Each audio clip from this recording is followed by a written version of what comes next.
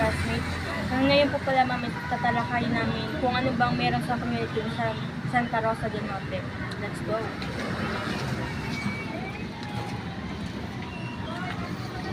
Dito pala ma'am sa aming community is libre yung tubig. Wala kang babayaran monthly kasi po libre yung pang tubig sa araw-araw. Tingnan niyo po. Community mo.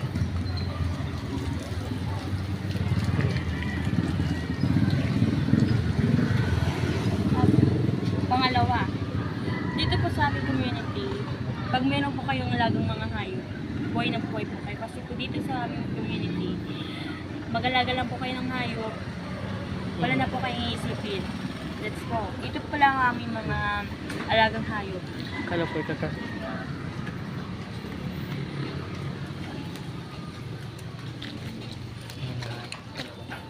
Ito pa pala mga lagi namin hayop dito sa aming barangay.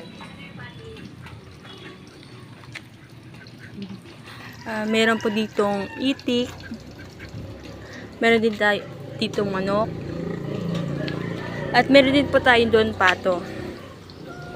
Simple lang po dito ang pamumuhay namin sa Barangay del Norte. Simple lang. May libreng tubig. Maraming hayop na alaga. At of course po, meron po dito mga tanim. Mga tanim na mga gaya ng prutas. Ganito po. Meron po kami ditong atis. At meron din po tayo ditong star apple.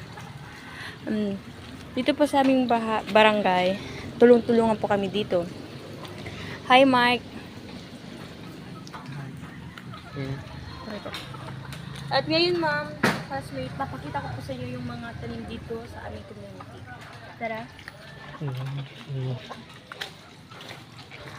Community.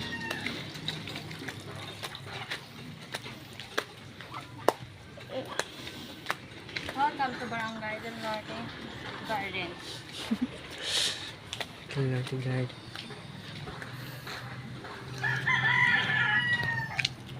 Ito po lang mga tanim dito. Kasi po yung iba, kakaunti pa lang po kasi yung iba, wala pa po tumutubo.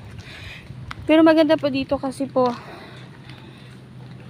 sa barangay namin, libre yung tanim o mga tatanimin.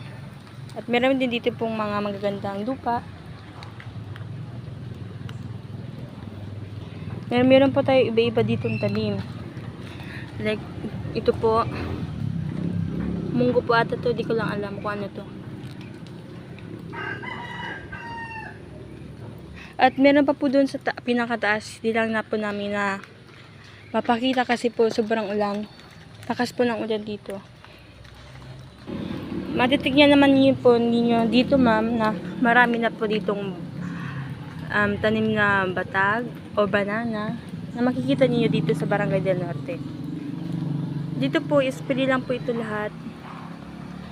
Basta po magpapaalam. Libre po dito mag-harvest ng kamote, bayawas, o kahit ano pong nakikita ninyo is libre lang po dito. Ay mga dakdak.